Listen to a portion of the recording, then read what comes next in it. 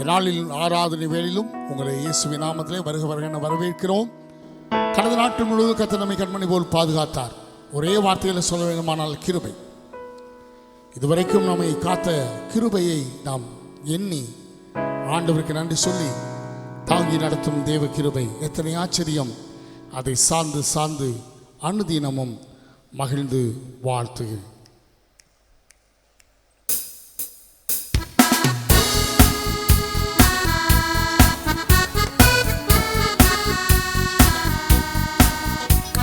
எல்லா கரங்களை தட்டி எங்களோடு கூட இணைந்து கொள்ளுங்கள்.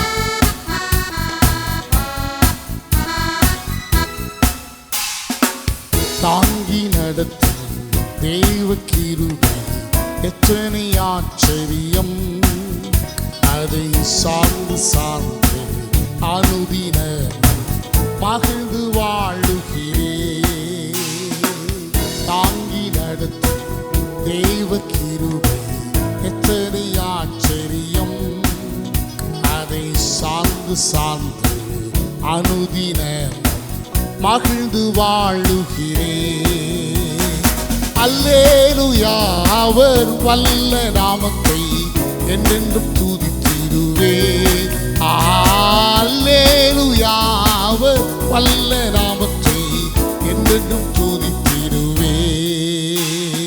அல்லேலூயா, அவர் வல்ல நாமத்தை என்றென்றும் துதித்திடுவேன். அல்லேலூயா, அவர் வல்ல நாமத்தை என்றென்றும் துதித்திடுவேன். துன்ப நேரத்தில் ஆறுதல் அளிக்கும் இன்ப கிருபை இது.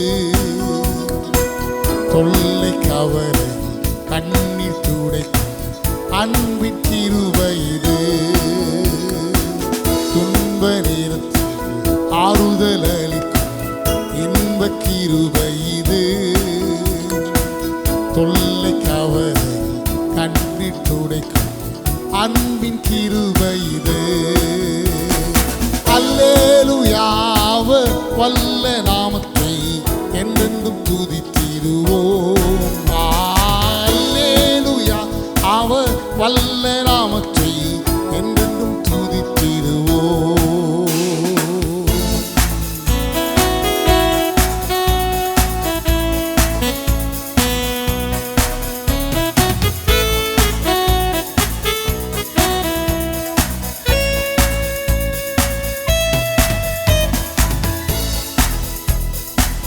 நேசிப்பவரெல்லாம் தள்ளிவிட்டாலும் நேசரிக்கரம் தாங்கும்.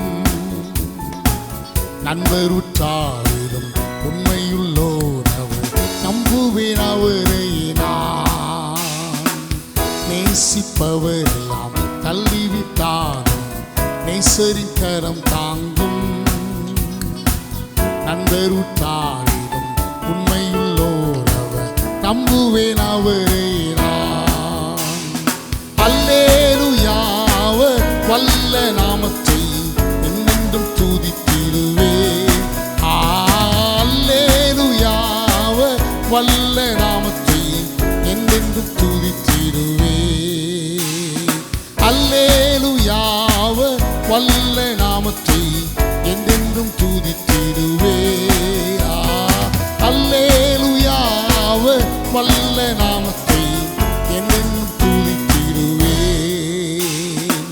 பஞ்சம் வந்தீரே அஞ்சிரேனே நான், தஞ்சம் என் இயேசு உண்டு.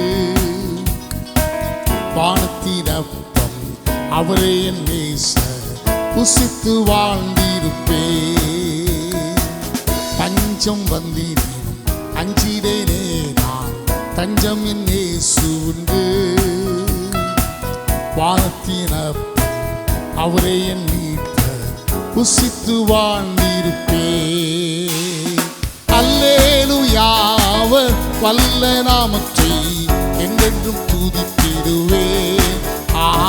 அல்லேலூயா, அவர் வல்ல நாமத்தை என்றென்றும் துதித்திடுவேன். அல்லேலூயா, அவர் வல்ல நாமத்தை என்றென்றும் துதித்திடுவேன். அல்லேலூயா, அவர் வல்ல நாமத்தை என்றென்றும் போல் அழகுள்ளோர் யாரும் இல்லை பூவில், இதுவரை கண்டதில்லை காண்பதும் இல்லை.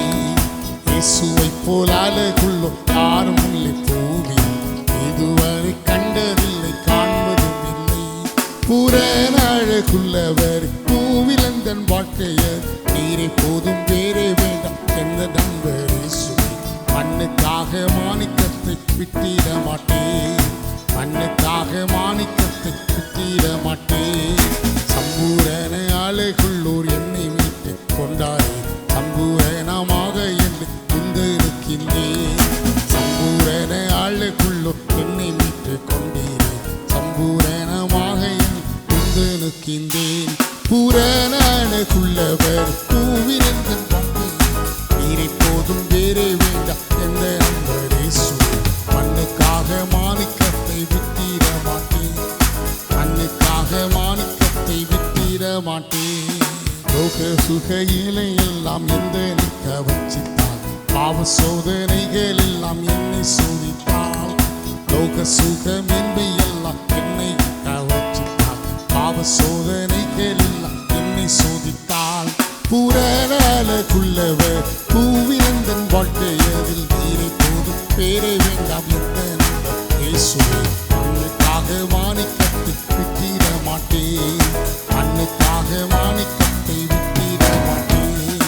தினந்தோறும் உன்னில் உள்ள அன்பு என்னில் பொங்குதே, நேசரடி வேகம் என்னை சேருமே. தினந்தோறும் உன்னில் உள்ள அன்பு என்னில் பொங்குதே, நேசரடி வேகம் என்னை சேருமே. பூரண அழகுள்ளவர் பூவில் எந்தன் வாழ்க்கையர், நீரை போதும் வேறே வேண்டாம் எந்த நண்பர் இயேசுவே. மண்ணுக்காக மாணிக்கத்தை விட்டிட மாட்டேன், மண்ணுக்காக மாணிக்கத்தை விட்டிட மாட்டேன். வரிகள் இப்படியாய் சொல்லுகிறது, தினம்தோறும் உம்மில் உள்ள அன்பு என்னில் பொங்குதே, நேசரே நீர் வேகம் வந்து என்னை சேருமே. சொல்லுமா, தினம்தோறும் உம்மில் உள்ள அன்பு என்னில் பொங்குதே, நேசரே நீர் வேகம் வந்து என்னை சேருமே. பூரண அழகுள்ளவர் பூவில் எந்தன் வாழ்க்கையதில், நீரை போதும் வேறே வேண்டாம் எந்த நண்பர் இயேசுவே. மண்ணுக்காக மாணிக்கத்தை விட்டிட மாட்டேன், மண்ணுக்காக மாணிக்கத்தை விட்டிட மாட்டேன். ஹல்லேலூயா. அப்பாவும் சமூகத்தில எப்போதும் மாறாதன, அவர் துதிக்கையில எங்க உள்ளமெல்லாம் பொங்குதையா. அப்பாவும் சமூகத்தில எப்போதும் மாறாதன, அப்பாவை துதிக்கையில எங்க உள்ளமெல்லாம் பொங்குதையா, எங்க உள்ளமெல்லாம் பொங்குதையா. தாய் போல தேற்றுகிறீ, தகப்பனை போல சுமக்கின்றீ. தாய் போல தேற்றுகிறீ, தகப்பனை போல சுமக்கின்றீ. சோதனை வருகின்ற நேரம் எல்லாம் தாங்கி எங்களை நடத்துகிறீ. சோதனை வருகின்ற நேரம் எல்லாம் தாங்கி எங்களை நடத்துகிறீர், தாங்கி எங்களை நடத்துகிறீர். அப்பாவும் சமூகத்தில எப்போதும் மாறாதன, அப்பாவை துதிக்கையில எங்க உள்ளமெல்லாம் பொங்குதையா. அப்பாவும் சமூகத்தில எப்போதும் மாறாதன, அப்பாவை துதிக்கையில உள்ளமெல்லாம் பொங்குதையா.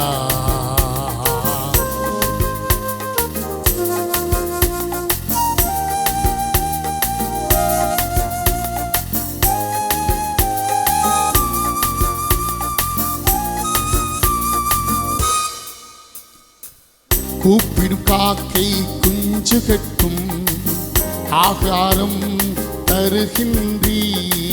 கூப்பிடும் காக்கை குஞ்சு கட்டும் ஆகாரத்தை தருகின்றீ.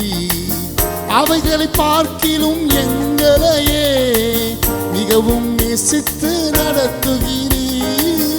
அவைகளை பார்க்கிலும் எங்களையே மிகவும் நேசித்து நடத்துகிறீர். மிகவும் நேசித்து நடத்துகிறீர். அப்பாவும் சமூகத்தில எப்போதும் மாறாதன. அப்பாவை துதிக்கையில உள்ளமெல்லாம் பொங்குதையா. அப்பாவும் சமூகத்தில எப்போதும் மாறாதன. அப்பாவை துதிக்கையில எங்க உள்ளமெல்லாம் பொங்குதையா.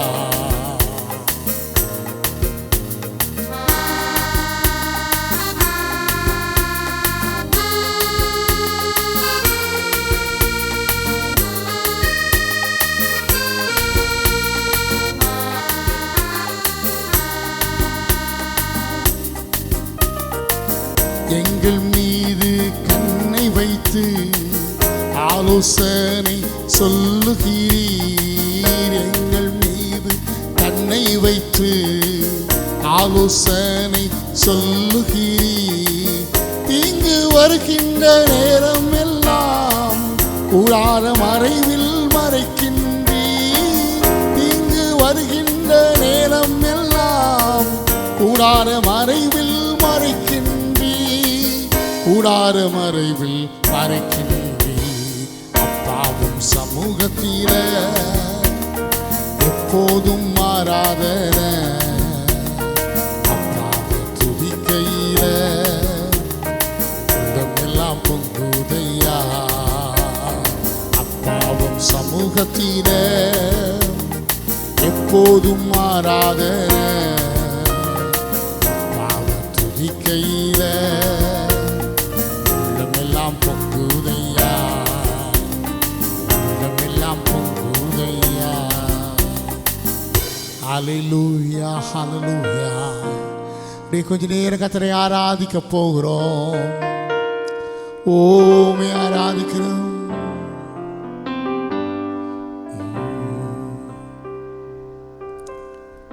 ஓ இயேசு உமதன்பு எத்தனை பெரியது.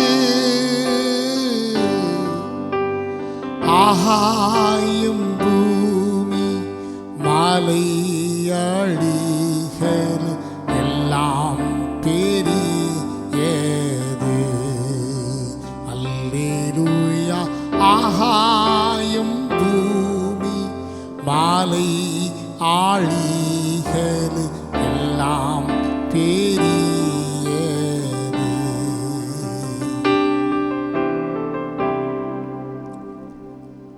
அன்பு என்பது ஒவ்வொரு மனிதனும் அனுபவிக்கக்கூடிய ஒரு அற்புதமான உணர்வு. நிறைய நேரங்களில் அன்பு அப்படிங்கிறது யாரோ ஒருவர் மேலே நாம் செலுத்துகிறோம், அவர்கள் நம்மிடத்தில் திரும்ப செலுத்த வேண்டும் என்று விரும்புகிறோம். அநேகருடைய அன்பு சங்கடமான சமயங்களிலே நம்மை விட்டு விலகி விடுகிறது. ஆனால் தேவனுடைய அன்பு இது அகாப்பே என்று சொல்லப்படுகிற ஒரு எதிர்பார்ப்பு இல்லாத அன்பாக இருக்கிறது. ஆண்டுடைய நாமத்தை, இந்த ஆண்டுடைய அன்பை சொல்லி நாம் ஆண்டவரை ஆராதிக்க போகிறோம். ஆண்டவர் பாட்டு சொல்லுவோமா? அல்லேலூயா. ஓ இயேசு உமதன்பு எத்தனை பெரியது. ஆகாயம் பூமி மலையாளிகள் எல்லாம் பெரியது. அல்லேலூயா. ஆகாயம் பூமி மலையாளிகள் எல்லாம் பெரியது. சங்கட சமயங்களில் மங்கியே வாடுகிறேன். துங்கலே இறங்குமேன எங்கியே நாடுகிறேன். பங்கமில்லாமல் பதிரளிப்பேன் என்றேதான் பாடுகிறேன். பங்கமில்லாமல் பதிரளிப்பேன் என்றேதான் பாடுகிறேன். என்றதால் பாடுகிறேன். எல்லாம் சேர்ந்து சொல்லுவோம். ஓ இயேசு உமதன்பு எத்தனை பெரியது. ஆகாயம் பூமி மாலை அழிகள் எல்லாம் பெரியது. ஆகாயம் பூமி மாலை அழிகள் எல்லாம் பெரியது.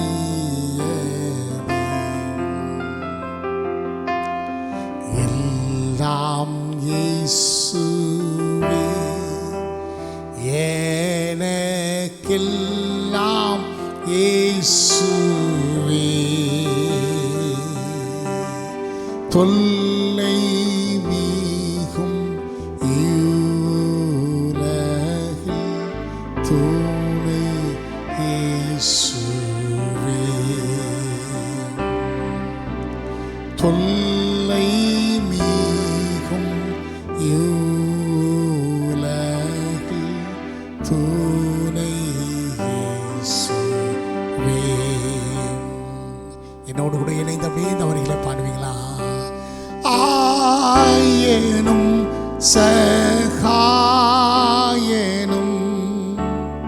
நேயனும் உபாயனும் ஆயனும் சகாயனும்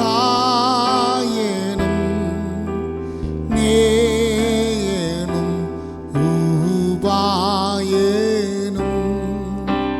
நாயனும் ஏறக்கண்பான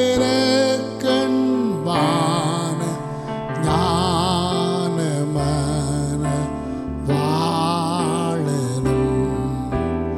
எல்லாம் இயேசுவே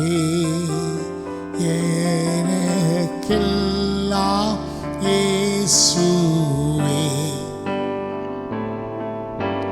தொல்லை மிகும் இவ்வுலகில் துணை இயேசுவே. அப்படியே ஆண்டவரை ஆராதிக்கலாமா? அவர் யோசனையில் பெரியவர், அவர் செயலிலே வல்லவர், அவர் ஆராய்ந்து முடியாத அதிசயமான காரியங்களை அவர் செய்து கொண்டே இருக்கிறார். எண்ணிமாலாத அற்புதங்களை அவர் செய்து கொண்டிருக்கிறார். Majesty, worship His majesty. Unto Jesus be all glory, power and praise.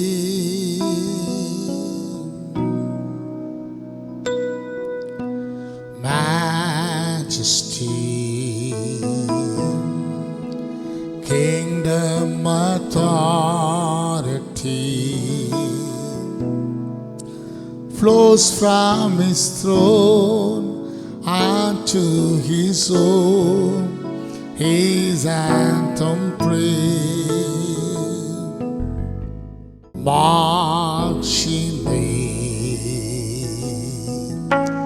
தொழுவோமார் மகாட்சிமை மரித்தாரவர் மகிமை நீரை ராஜா இன்றே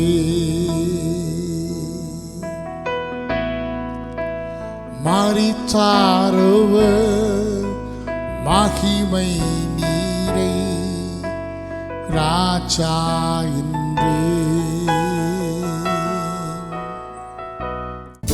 ஓடு இருப்பதுதான் உள்ளத்தின் வாஞ்சையா சித்தம் செய்வதுதான் இதயத்தின் ஏக்கமையா உம்மோடு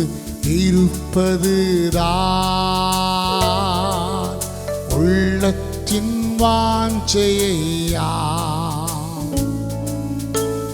சித்தம் செய்வதுதான்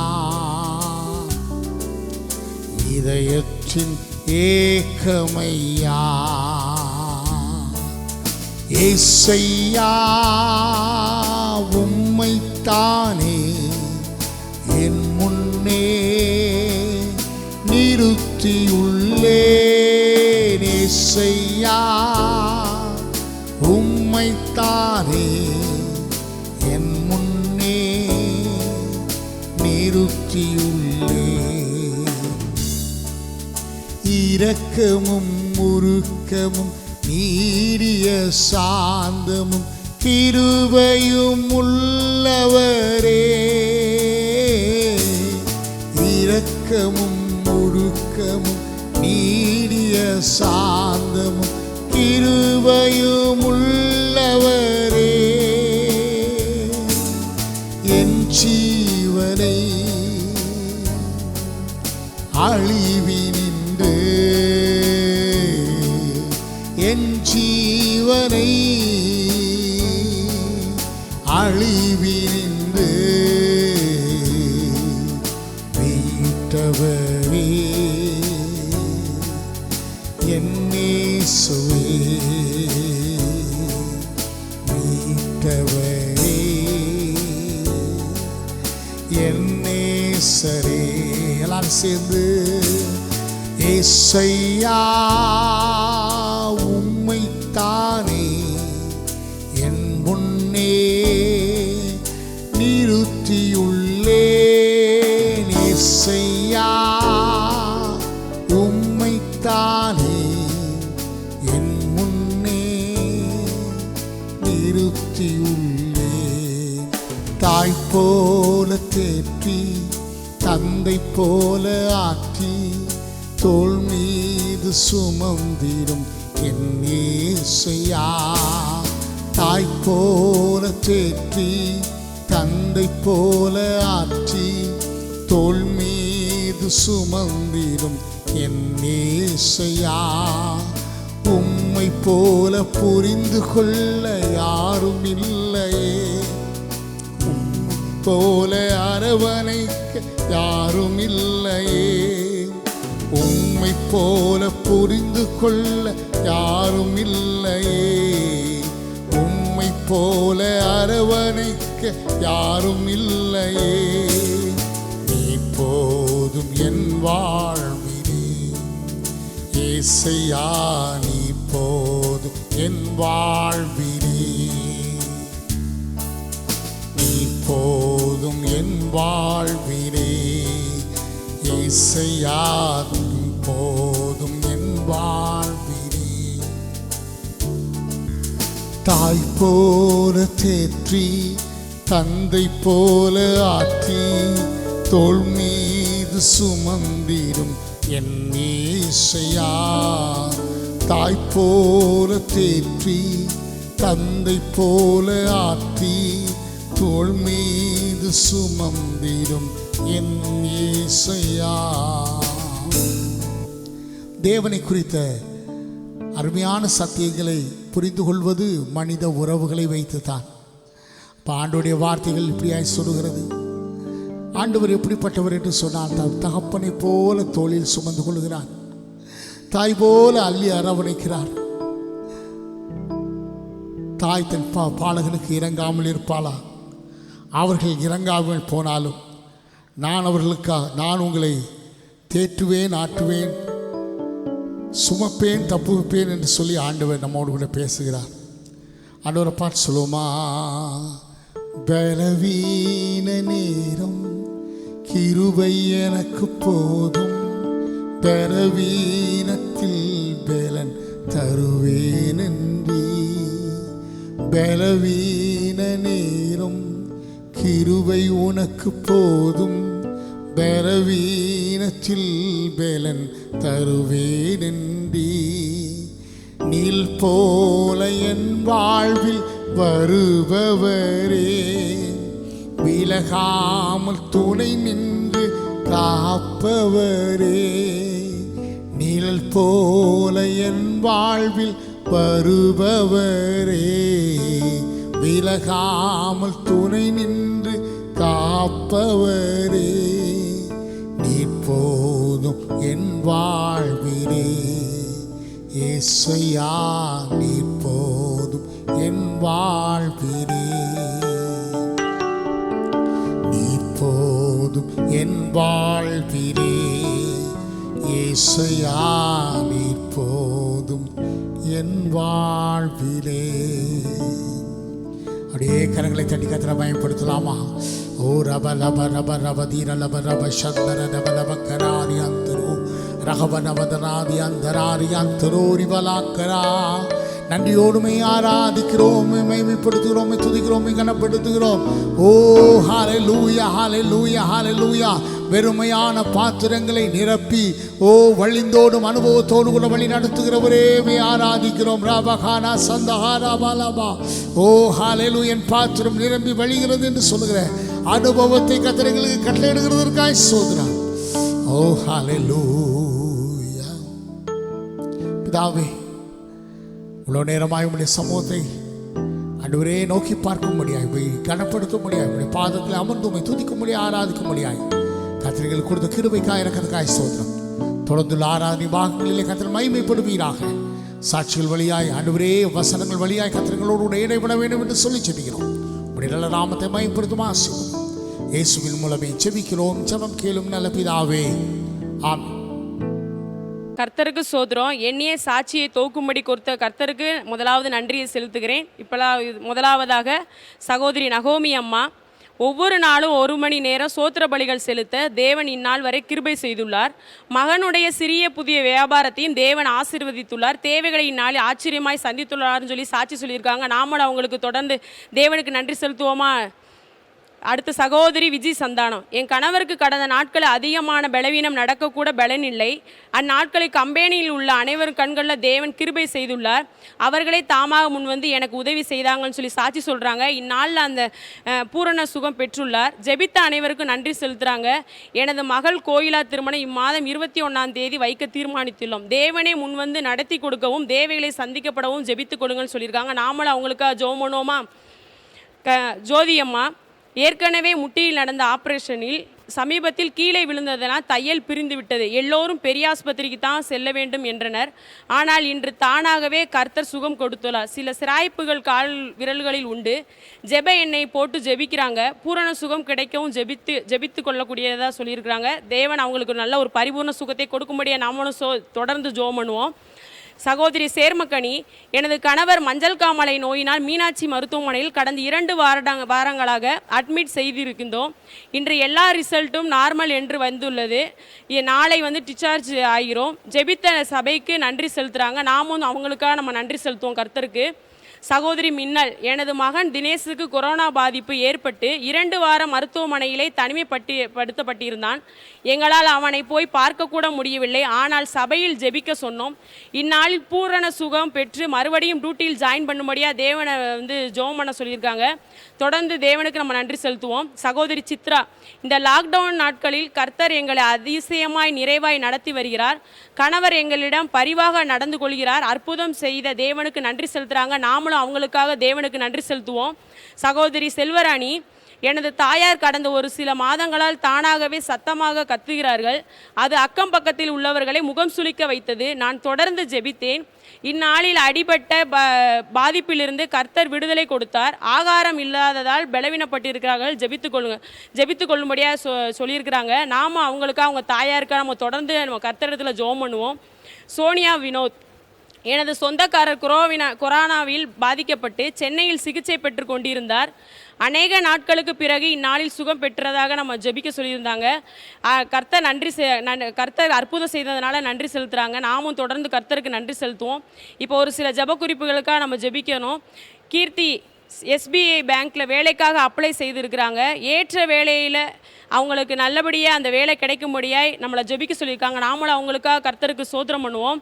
முத்து ரமேஷ், எனது மகள் பிருந்தா கண்களில் அடிபட்டுள்ளது, பூரண சுகம் கிடைக்கும்படியாக ஜெபம் பண்ணிக்க சொல்லியிருக்காங்க. நாமளும் அவங்களுக்காக கர்த்தரிடத்தில் ஜெபம் பண்ணுவோம். பிரதர் கிறிஸ்டோஃபர், 20 நாட்களுக்கு மேலாக 5-6 நபர்கள் இணைந்து முழு இரவு ஜெபம் செய்கிறதா சொல்லியிருக்காங்க. தொடர்ந்து அந்த ஊழியம் நல்லபடியாக நடக்கும்படியாக ஜெபிப்போம். ஒரு சில ஜெப குறிப்புகளுக்காக கண்களை மூடி அவர்களுக்காக நம்ம ஜெபிக்கும். நல்ல ஆண்டவரே, நன்றியோட கூட துதிக்கிறோம். சொல்லப்பட்ட எல்லா சாட்சிகளுக்காக நான் நன்றி செலுத்துகிறோம் தகப்பனே. ஜெப குறிப்புகளுக்கு ஒவ்வொருத்தருக்கும் நான் ஆண்டவரே யாரெல்லாம் கொரோனாவில் பாதிக்கப்பட்டிருக்காங்களோ அவங்களுக்கு நல்ல ஒரு விடுதலையை தர முடியாது ஜெபிக்கிறேன் சுவாமி. தொடர்ந்து இப்படிப்பட்ட நிலைமைகளாக மாற்றிப்படுங்க. பலவீனத்திலேருந்து பலனை கொடுங்க. அன்றைய தேவைகளை முழுவதை சந்திங்க. அந்த லாக்டவுனில் யாரெல்லாம் பலவீனப்பட்டு இருக்காங்களோ அவங்களெல்லாம் பலவீனத்தெல்லாம் எடுத்து சுகப்படுத்த வேண்டுமாய் ஜெபிக்கிறோம் தகப்பனே. தேவையோடு இருக்கிற நபர்களுக்காக நாங்கள் ஜெபிக்கிறோம். தேவையை நிறைவாக்கி தர வேண்டுமாய் ஜெபிக்கிறோம். கல்யாண காரியங்களுக்காக ஜெபிக்க சொல்லியிருக்காங்க தகப்பனே. அவங்களுக்கு ஏற்ற நேரத்தில் நல்ல கல்யாண காரியங்களில் நல்லபடியாய் எந்த ஒரு பிரச்சனை இல்லாதளவுக்கு நடத்தி கொடுக்க வேண்டுமாய் ஜெபிக்கிறோம் தகப்பனே. தொடர்ந்து ஒவ்வொருத்தரையும் முற்றிலுமாக வேலையெடுத்து பாதுகாத்துக் கொள்ளுங்க. ஒவ்வொருத்தரையும் முன்னுபின்னுமா வேலையெடுத்து பாதுகாத்துக் கொள்ள வேண்டுமாய் ஜெபிக்கிறோம். தொடர்ந்து ஆசீர்வதிங்க. சொல்லப்பட்ட ஜெப குறிப்புக்கு நீர் ஆம் என்றும் ஆமென் என்றும் பதில் கொடுக்க வேண்டுமாய் ஜெபிக்கிறோம். தொடர்ந்து ஆசீர்வதிங்க, பலப்படுத்துங்க. அப்படியே செய்து உங்க நாமத்தை மகிமைப்படுத்துங்க. நேசிக்கிற இயேசு மூலம் பிதாவே, ஆமென். ஆண்டவராக இயேசு கிறிஸ்துவின் பரிசுத்த நாமம் மகிமைப்படுவதாக. இந்த அருமையான நாளிலும் கூட கர்த்தருடைய வார்த்தையிலிருந்து பகிர்ந்து கொள்வதிலே நான் பற்றற்ற மகிழ்ச்சி அடைகிறேன். ஆண்டவர் தாமே உங்கள் எல்லாரையும் ஆசீர்வதிப்பாராக. இந்த காலகட்டங்களிலே நாம் உயிரோடு இருக்கிறதே மிகப்பெரிய ஆச்சரியமான ஒரு காரியம் என்று சொன்னால் மிகையாகாது. வாழ்க்கையினுடைய பலவிதமான இடர்பாடுகளுக்கு நடுவிலே நாம் கடந்து போனாலும் நாம் தேவனுடைய கிருபையை எண்ணி ஒவ்வொரு நாளும் தேவனுடைய சமூகத்திலே சந்தோஷமாய் முன்னேற கர்த்தர் நமக்கு கிருபை தந்திருக்கிறார். இந்த நாளிலேயும் கூட கர்த்தருடைய வார்த்தையை நான் உங்களோடு கூட அறிவிக்க நான் ஆதாரமாய் எடுத்துக்கொண்ட வசனம் 1 கொரிந்தியர் புத்தகம் 1ஆம் அதிகாரம் 25ஆம் வசனம். அது இப்படியாக இருக்கிறது: இந்தப்படி தேவனுடைய பைத்தியம் எனப்படுவது மனுஷனுடைய ஞானத்திலும் அதிக ஞானமாய் இருக்கிறது. தேவனுடைய பலவீனம் எனப்படுவது மனுஷனுடைய பலத்திலும் அதிக பலமாய் இருக்கிறது. நீங்கள் யாராக இருக்க விரும்புகிறீர்கள்? Who would you like to be? என்கிற தலைப்பிலே நான் கர்த்தருடைய வார்த்தையை பகிர்ந்து கொள்ளப் போகிறேன். ஒரு நிமிஷம் தலைகளை தாழ்த்தி கண்களை மூடி ஜெபிக்கலாம். எங்கள் அளவுக்கு அதிகமாக நேசிக்கிற எங்கள் அன்பின் ஆண்டவரே, உம்மை நன்றியோடு கூட ஸ்தோத்திரம் செலுத்துகிறோம். இந்த நாளிலேயும் கூட ஆண்டவரே, இந்த செய்தியை பகிர்ந்து கொள்வதற்கு கர்த்தர் எனக்கு கொடுத்திருக்கிற இந்த அவகாசத்தை ஆண்டவரே உம்முடைய பலத்திலே நான் செய்து முடிக்க கர்த்தர் எனக்கு கிருபை தர வேண்டும் என்று சொல்லி செபிக்கிறோம். ஆண்டவரே, வார்த்தை உம்முடையது, ஜனங்கள் உம்முடையவர்கள். ஆண்டவரே, நான் உம்முடையவன். ஆண்டவரே அப்பா சோதரம், வார்த்தைகளை சரியாய் பகிர்ந்து கொள்ள கர்த்தர் கிருபை தருவீராக. ஆண்டவரே, எல்லா காரியங்கள் மேலும் உம்முடைய ஆளுகையை நாங்கள் பேசி ஜெபிக்கிறோம். இயேசுவின் மூலமே ஜெபிக்கிறோம். ஜெபம் கேளும் நல்ல பிதாவே, ஆமென். நீங்கள் யாராக இருக்க விரும்புகிறீர்கள்? Who would you like to be?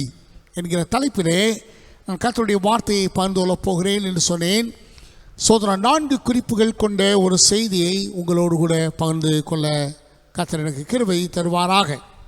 முதலாவதாக, God invests. ஆண்டவர் முதலீடு செய்கிறார். இதனால் நாம் என்ன நடக்கிறது அப்படின்னு சொன்னால், நாளுக்கு நாள் நாம் வளர்கிறோம், விருத்தி அடைகிறோம், கர்த்தரால் நாம் ஆசீர்வதிக்கப்படுகிறோம். உபாகமத்தின் புத்தகம் 32ஆம் அதிகாரம் ஆண்டவர் எப்படி முதலீடுகளை செய்கிறார் என்பதை சோதரம் வசனம் குறிப்பிடுகிறது. 32ஆம் அதிகாரம் 10ஆம் வசனத்திலே, பாலான நிலத்திலும் ஊழையிடுகளுள்ள வெறுமையான அவாந்திர வெளியிலும் அவர் அவனை கண்டுபிடித்தார், அவனை நடத்தினார், அவனை உணர்த்தினார், அவனை தமது கண்மணியைப் போல காத்தருளினார்.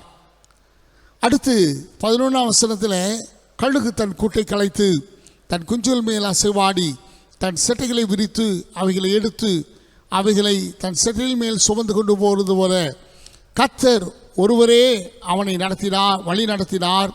அந்நிய தேவன் அவனோடு இருந்ததில்லை என்று சொல்லி நாம் வாசிக்கிறோம். அடுத்து 13ஆம் வசனத்திலே பூமியில் உள்ள உயர்ந்த ஸ்தானங்களில் அவனை ஏறி வர பண்ணினார், மேன்மையான வாழ்க்கையை கொடுத்தார் என்று அந்த வசனம் சொல்லுகிறது. 14ஆம் வசனத்திலே கொழுமையானவைகளை ஆண்டவர் அவர்களுக்கு கொடுத்தார் என்று சோதனம் இங்கே குறிப்பிடப்படுகிறது. பொதுவாக ஒரு தகப்பன் ஒரு தாயை எடுத்துக்கொள்ளுங்கள், அவர்கள் பிள்ளைகள் மேலே அதிக அன்பு காட்டுகிறார்கள். தங்களுடைய பிள்ளைகளுக்கு என்று எல்லா காரியங்களையும் சோதனம் பார்த்து பார்த்து செய்கிற ஒரு நிலைமைதான் இந்த அருமையான பெற்றோர்களுக்குள்ளே காணப்படுகிறது. ஆனால் நீதிமொழிகள் 19ஆம் அதிகாரம் 26ஆம் வசனத்தில் தன் தகப்பனை கொள்ளையடித்து தன் தாயை துரத்தி விடுகிறவன் லட்சையும் அவமானத்தையும் உண்டாக்குகிற மகன். இங்கே 2 வார்த்தைகளை நீங்கள் கவனிக்க வேண்டும். இங்கே சொல்லப்படுகிறது தகப்பனை கொள்ளையடித்து, இங்கே பொருள் என்கிற அர்த்தத்திலே அது சொல்லப்படுகிறது. அப்படின்னா பெற்றோருடைய பொருட்கள் எங்களுக்கு வேண்டும், அதே போல தாயுடைய பராமரிப்பு எனக்கு வேண்டும் அல்லது அரவணைப்பு எனக்கு வேண்டும் என்று சொல்லி கொண்டிருக்கிற இந்த பிள்ளைகள் அவர்களை வெறும் முதலீட்டாளர்களாய் மட்டும் பார்க்க ஆரம்பிப்பார்களானால் அவர்களை நேசிக்க முடியாத நிலைமைக்கு அவர்கள் தள்ளப்படுவார்கள். இன்றைக்கி வளர்ந்து வருகிற இளைய சமுதாயம் உண்மையான பெற்றோர் மேலே உள்ள பாசத்தை அல்லது நேசத்தை இழந்து இருக்கிறதை பார்க்கிறோம். காரணம் என்னென்றால் காலத்துடைய கட்டாயம்.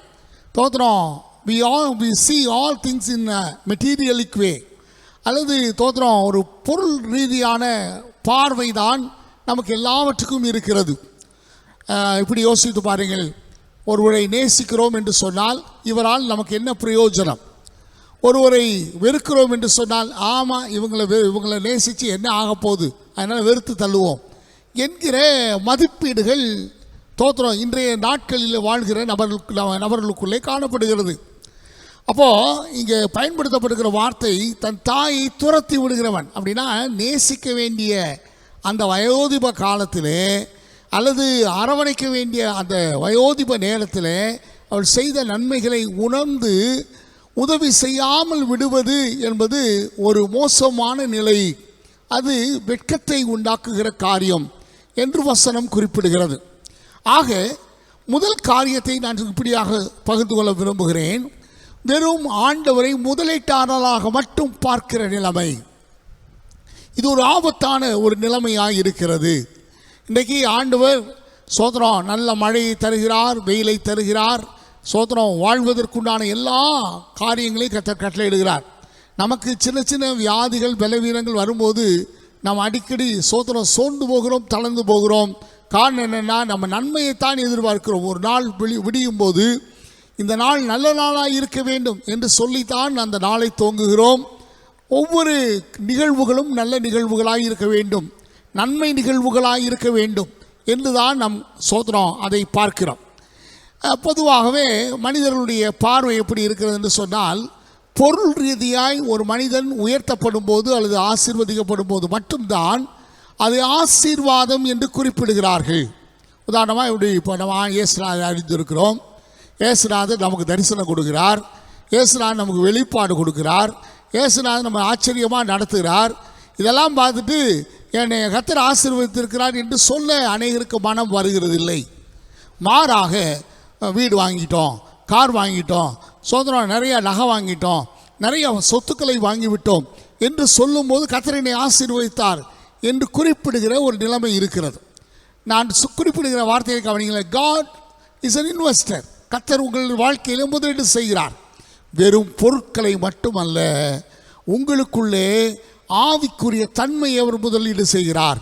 வேதவசனம் சொல்லுகிறது, விசுவாசத்தை துவக்குகிறவரும் முடிக்கிறவருமாகிய இயேசு கிறிஸ்து. அருமையானது என்ற பிள்ளைகளே, அப்போ இயேசுநாதரை, ஆண்டவரை எல்லாவற்றையும் முதலீடு செய்கிறவராக நீங்கள் கவனிக்க வேண்டும். ஆவி, ஆத்ம, சரீரத்துக்கு எல்லாவற்றுக்குமாக அவர் முதலீடு செய்கிறவராக நீங்கள் பார்க்காத பட்சத்தில் ஒரு ஆபத்தான நிலைமைக்கு போகிறீர்கள் என்று நான் முன்னாலே குறிப்பிட்டேன். எப்படி ஆபத்தான நிலைமை என்று சொன்னால், என்னோடு கூட யோசுவாவின் புத்தகம் 22ஆம் அதிகாரம் 20ஆம் வசனத்திலே அங்கே ஒரு காரியம் சொல்லப்படுகிறது.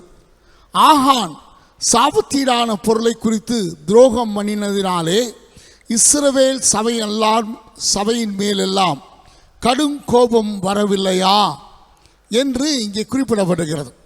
பாருங்கள், இந்த காரியம் நடந்தது யோசுவாவின் புத்தகம் 6ஆம் அதிகாரம் 7ஆம் அதிகாரத்தில் எரிகோவுக்குள்ளே பிரவேசித்த போது அங்கே செய்யப்பட்ட ஒரு காரியம்.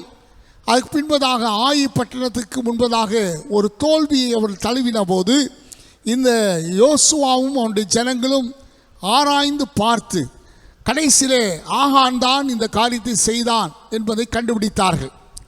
அது வரைக்கும் அவனை சோதரம், அதாவது அவனை கண்டுபிடிக்க முடியவில்லை. அந்த பிரச்சனை அவர்கள் உணரவும் இல்லை. நம்முடைய வாழ்க்கையிலும் கூட எங்கே தவறு இருக்கிறோம், எந்த காரியத்தினாலே நமக்கு பின்னடைவுகள் வந்தது என்பதை அநேக நேரங்களில் உணர முடியாமல் காணப்படுகிறோம். ஆனால் ஒரு தோல்வி வரும்போது, ஒரு வியாதி வரும்போது, ஒரு பலவீனம் வரும்போது அதை சோத்திர கர்த்தர் நமக்கு உணர்த்துகிற ஒரு சமிக்கையாக கட்டளையிடுகிறார். பாருங்கள், இந்த 7ஆம் அதிகாரத்துக்கு அப்புறமாக எத்தனையோ காரியங்கள் நடந்திருக்கிறது. ஆனால் கடைசி பகுதியாகிய அந்த 22, 23, 24 அதிகாரங்களிலே யோசுவா இஸ்ரவேல் ஜனங்களை தயார்படுத்தி கொண்டிருக்கிறான். சோத்திரம், அடுத்த தலைமுறைக்கு அவர்களை வழி நடத்தி கொண்டு போகிறார். அந்த நேரத்தில் சோதரம் யோர்தானுக்கு இக்கரையில் கட்டப்பட்ட ஒரு பீடத்தை குறித்து அவர்களுக்குள்ளே ஒரு விவாதம் உண்டான போது, அது என்ன பீடம், ஏன் அதை கட்டினார்கள் என்கிற கேள்வி எழும்பின போது அவர்கள் இந்த காரியத்தை, ஆகானுடைய காரியத்தை நினைவுபடுத்தி அவன் செய்த துரோகத்தை குறிப்பிடுகிறதை பார்க்கிறோம். என்னை கேட்கிற அன்பான பிள்ளைகளே, ஆண்டவர் எனக்கு செய்ய வேண்டும், எனக்கு செய்ய வேண்டும் என்கிறது மட்டுமே உங்களுடைய குறிக்கோளாக இருக்கக்கூடாது. அது பொருளாசை ஆகிய ஆபத்துக்குள்ளே நம்மை கொண்டு செல்லும். பாருங்களேன், அந்த பகுதியை நீங்கள் எடுத்துக்கொள்ளுங்கள். யோசுவாவின் புத்தகம் 7ஆம் அதிகாரம். நான் எல்லா வசனங்களையும் வாசிக்கப் போகிறதில்லை. ஆனால் 1-2 காரியங்களை மட்டும் நான் குறிப்பிட விரும்புகிறேன். முதலாவதாக, நமக்கு கர்த்தர் கொடுத்திருக்கிற உழைப்பு, திறமை, வருமான வாய்ப்பு, அது மட்டும் பலன் பெறுகிற அநேக காரியங்கள், இவைகள் கண்டிஷன் அப்ளை என்கிற நிபந்தனையோடு கூட கடந்து வருகிறது. உழைக்கலாம், எல்லா விதத்திலையும் திறமைகளை வெளிப்படுத்தலாம், சோதர வாய்ப்புகளை தவறவிடாமல் அதை பயன்படுத்தலாம், நமக்கு இருக்கக்கூடிய பலன்களை, ஆதாரங்களை நம்ம துணைக்கு வைத்து கொள்ளலாம், எல்லாம் சரிதான். ஆனால் நம்முடைய செயல்பாடுகள் நீதியாக இருக்க வேண்டும். கர்த்தருக்கு பயந்த காரியங்களை நாம் ஈடுபட வேண்டும். இந்த மனிதனை கவனியுங்கள். இவனுக்கு வாய்ப்புகள் கிடைத்தது. இவன் ஒரு நல்ல யுத்த வீரனாக இருந்திருக்க வேண்டும். தோதரம், இவன் நல்ல கர்த்தருடைய காரியங்களிலே ஆர்வமானவனாக இருந்திருக்க வேண்டும். ஆராதிக்கிற கூட்டத்தில் தான் இவன் இருந்தான். ஆனால் இவன் அந்த பொருட்களை பார்த்தபோது, எரிகோவின் பொருட்களை பார்த்தபோது அதனால் ஈர்க்கப்பட்டு, தோதரம், கர்த்தர் கொடுத்த அந்த காரியங்கள், கர்த்தர் கொடுத்த அந்த அழைப்பு, அந்த நிபந்தனையை அவன் பின்பற்றவில்லை. இரண்டாவதாக, இவனுடைய வாழ்க்கையினுடைய பிரச்சனை என்ன அப்படின்னு சொன்னால், இவன் கண்டுபிடிக்கப்படுகிற வரைக்கும் தவறை ஒத்துக்கொள்ளவில்லை. 7ஆம் அதிகாரத்திலே ஆரம்பத்திலே தோல்வி வந்திருக்கிறது. முகங்குப்புற விழுந்து கிடக்கிறான் யோசுவா. அப்போது ஜனங்கள் எல்லாருக்குள்ளேயும் இந்த தோல்வியை குறித்து ஒரு பெரிய வேதனை இருந்தது. ஆனாலும் கேட்குறாங்க, என்ன பிரச்சனை, யார் இந்த மாதிரி காரியங்களுக்கெல்லாம் காரணமானவர்கள் என்று கேட்கும்போது, சீட்டு போட்டு கண்டுபிடிக்கப்படுகிற வரைக்கும் இந்த ஆகான் ஒத்துக்கொள்ளவில்லை. கண்டுபிடிக்கப்பட்ட உடனே அதை ஒத்துக்கொள்கிறதை பார்க்கிறோம். இது எப்படி இருக்கிறது என்று சொன்னால், பாவத்தை நியாயப்படுத்துகிற ஒரு ஆவி, ஒரு தன்மை ஒவ்வொரு மனிதனுக்குள்ளும் இருக்கிறது. யாருமே தவறு செய்கிறவங்களை கேட்டு பாருங்க, நீ ஏன் இதை செய்கிறேன்னா, நான் செஞ்சது சரிதான் அப்படின்ற மாதிரி பேசுகிற நிலைமை இருக்கிறது. ஆகானுடைய இரண்டாவது பிரச்சனை இதுதான். அடுத்து மூன்றாவதாக வசனம் 11 நீங்கள் பார்க்க வேண்டும். யோசுவாவின் புத்தகம் 7ஆம் அதிகாரம் 11ஆம் வசனத்தில் ஆண்டவர் ஒரு சில காரியங்களை அங்கே குறிப்பிடுகிறதை நீங்கள் பார்க்க முடியும். அது என்ன என்று சொன்னால், ஆண்டவர் சொல்லுகிறார், என்னுடைய உடன்படிக்கையை மீறி என்கிற வார்த்தைகளை ஆண்டவர் பயன்படுத்துகிறார். நான் அதை வாசிக்கட்டும். 7ஆம் அதிகாரம் 11ஆம் வசனம். அது முந்தின பகுதியை நான் விட்டு விடுகிறேன். இஸ்ரவேலர் பாவம் செய்தார்கள் என்கிற காரியத்தை. இப்போ அடுத்து அந்த முக்கியமான வார்த்தைகளை வாசிக்கிறேன். என் உடன்படிக்கையை மீறினார்கள். இது ஆண்டவருடைய அதிகாரத்தை மதியாத போக்காக இது இருக்கிறது. God rules over us. கர்த்தர் நம்மை ஆளுகை செய்கிறார். அப்போ உடன்படிக்கையை இவர்கள் மீறினார்கள். அடுத்து ஆண்டவர் சொல்லுகிறார், சாபத்தீடானதில் எடுத்துக்கொண்டதும் அப்படின்னு சொன்னால், ஆண்டவருக்கு பரிசுத்தம் என்று நியமிக்கப்பட்ட அந்த பொருட்களை இந்த ஆகான் எடுத்துக்கொண்டான் என்பது மிகுந்த வேதனைக்குரிய காரியம். அநேக நேரங்களிலே ஆண்டவருடைய சோத்ரா பணமாக இருக்கக்கூடிய தசம பாகத்தை ஒரு விசுவாசி எடுக்கும்போது, அதை எடுத்து செலவழிக்கும் போது நாம் ஆண்டவருக்கு துரோகம் பண்ணுகிறோம். ஆண்டவருடைய காரியங்களிலே அது ஆண்டவர் அதை நம்முடைய வாழ்க்கையிலே சாபமாக அதை அனுமதிக்கக்கூடாது என்பதுதான் என்னுடைய ஜபமாக இருக்கிறது. இங்கே குறிப்பிட்டிருக்கிற வார்த்தையை கவனிங்க. சாபமான பொருளை எடுத்துக்கொண்டார்கள். அது உண்மையிலே சாபமானதா? இல்லை, அது ஆக்சுவலாக பரிசுத்தமானது. ஆனால் பரிசுத்தமானதை தேவனுக்கு செலுத்தாத போது அது நமக்கு சாபமாக மாறுகிறது. இன்றைக்கு அநேகருக்குள்ளே நான் தசமாக கொடுக்கணுமா, கொடுக்கக்கூடாதுன்னு யாராவது வாட்ஸ்அப்பில் செய்தி பரப்புனாங்கன்னா ரொம்ப ஆர்வமாக அதை ஃபார்வர்ட் பண்ணி விடுவாங்க. கேட்டால் சொல்லுவாங்க, பாருங்கள் அவங்கெல்லாம் சொல்கிறது சரிதானே அப்படின்வாங்க. அப்படின்னா மனப்பூர்வமாய் கொடுக்குற அந்த தன்மை இல்லையோ என்று நான் அச்சப்படுகிறேன். கவனியுங்கள், ஆகானுக்குள்ளே ஏற்பட்ட பிரச்சனை என்னென்னா, முதலாவது அவன் ஆண்டவருடைய அதிகாரத்தை மதிக்கவில்லை. அடுத்து தேவன் பரிசுத்தம் என்று விளம்பின ஒன்றை அவன் தனக்கென்று எடுத்துக்கொண்டான். காணிக்கைகளிலே தசமபாகங்களிலே நாம் உண்மையாக இருப்போம். அடுத்து அங்கே சொல்லப்படுகிறது, களவு செய்ததும் வஞ்சித்ததும் இல்லையோ. அங்கே பயன்படுத்தப்படுகிற வார்த்தைகளை கவனியுங்கள். யூ ஹவ் ராப்ட் அப்படின்னா இன்னொருத்தருடைய பொருளை நீ எடுத்துக்கொண்டாய். அடுத்து வஞ்சகம் என்கிற வார்த்தை அங்கே இருக்கிறது. அப்படின்னா அதை ஒரு தவறான நோக்கத்தோடு நீ எடுத்துக்கொண்டிருக்கிறாய் என்று ஆண்டவர் சொல்லிவிட்டு அதை தங்கள் பண்டபாடிகளுக்குள்ளே வைத்ததும் உண்டே. அப்படின்னா அவனுடைய எடுத்துக்கொள்ளுதல் அல்லது அந்த பொருட்களை எடுத்துக்கொண்டது, அதை தனக்கென்று வைத்து கொண்டது, அது மாத்திரமல்லாமல் அதை மறைத்தது, ஒழித்தது, சேமித்தது. இந்த மாதிரி இந்த 11ஆம் வசனம் ரொம்ப கருத்தாழ மிக்க வசனம். ஆகான் செய்த காரியத்தை ஆண்டவர் அதை அடையாளப்படுத்தி பேசுகிறதை பார்க்கிறோம். அருமையான பிள்ளைகளே, ஆண்டவர் நம்முடைய வாழ்க்கையின் முதலீட்டாளர் தான். ஆனால் ஆண்டவர் உண்மையான அன்பையும் உத்தமமான இருதயத்தையும் நமக்குள்ளே சோதரம் வளர்த்தெடுக்க விரும்புகிறார். பாருங்கள், அந்த 7ஆம் அதிகாரம் 15ஆம் வசனத்திலே ஒரு வார்த்தை இருக்கிறது. மதிகேடான காரியத்தை செய்தான் என்கிற அந்த வார்த்தை இங்கே குறிப்பிடப்படுகிறது. இப்போ நான் சில காரியங்களை சுட்டி காட்டினேன். முதலாவது நான் சொன்னேன், இந்த உழைப்பு, திறமை, வாய்ப்பு இதெல்லாவற்றையும் கர்த்தருக்கு பயந்து நீங்கள் செயல்படுத்த வேண்டும். அடுத்து தவறுகள் நடக்கிறது மனித வாழ்க்கையினுடைய இயற்கையான தன்மையாக இருக்கிறது. ஆனால் யாரும் சுட்டி காட்டாமலே உணர்கிற நிலைமையை நீங்கள் உடையவர்களாக இருக்க வேண்டும். உடனடியாக சரி பண்ணுகிற ஒரு நிலைமைக்கு கடந்து வர வேண்டும். அடுத்து ஆண்டவர் யார் என்பதும், அவர் உங்களிடத்தில் என்ன எதிர்பார்க்கிறார் என்பதும், ஆண்டவருடையவைகள் எது என்பதை குறித்த ஒரு தெளிவு நிலை உங்களுக்கு வேண்டும். அது மட்டும் இல்லாமல் இந்த மதிகேடான காரியம் என்று சொன்னால், சோதரம் இந்த பொருளாசையினால் ஆகானுக்கு பிரயோஜனம் இல்லை. சோதரம் அதே மாதிரி கேயாசிக்கு போகிற பிரயோஜனம் இல்லை. சோதரம் யூதாஸ் காரியத்துக்கு பிரயோஜனம் இல்லை. யாரெல்லாம் சோதரம் பொருளாசையை தேடி போனார்களோ அவர்களுக்கு யாருக்கும் பொருளாசையானது பொருள் அவர்களுக்கு ஆசீர்வாதமாக இல்லை. பாருங்கள், வேதாகமத்தினுடைய தவறான முன்னுதாரண பட்டியலிலே இந்த ஆகான் இணைந்து விட்டான். அதைத்தான் இந்த யோசுவாவின் புத்தகம் 22ஆம் அதிகாரம் 20ஆம் வசனத்திலே நாம் பார்த்தோம். என்னை கவனிக்கிற அன்பானதுடைய பிள்ளைகளே, அதனால் வெறும் தேவைக்கு மட்டும் நான் ஆண்டவரை தேடுவேன், அவசியத்துக்கு மட்டும் ஆண்டவரை தேடுவேன், பொருளாதார நன்மைகளை மட்டும் ஆசீர்வாதம் என்று குறிப்பிடுவேன் என்கிற அந்த மனநிலை நம்முடைய வாழ்க்கையில் மாற வேண்டும். இரண்டாவதாக நான் குறிப்பிடுகிற அடுத்த காரியம், God relates. நான் முதலாக சொன்னேன், God invests. ஆண்டவர் முதலீடு செய்கிறார். இரண்டாவது, God relates. ஆண்டவர் நம்மோடு கூட உறவு கொள்ளுகிறார் அல்லது தொடர்பு கொள்ளுகிறார்.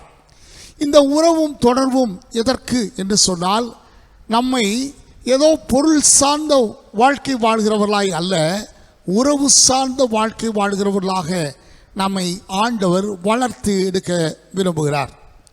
என்னோடு கூட ஒரு பகுதிக்கு நேராக நீங்கள் கடந்து செல்ல வேண்டும். நியாயாதிபதிகள் புத்தகம் 15ஆம் அதிகாரம் 18ஆம் வசனம். அங்கே சிம்சோனுடைய ஒரு இக்கட்டான சூழ்நிலையிலே கர்த்தர் அவருக்கு எப்படி இறங்கினார் என்கிற காரியம் குறிப்பிடப்படுகிறது. நான் வாசிக்கிறேன்.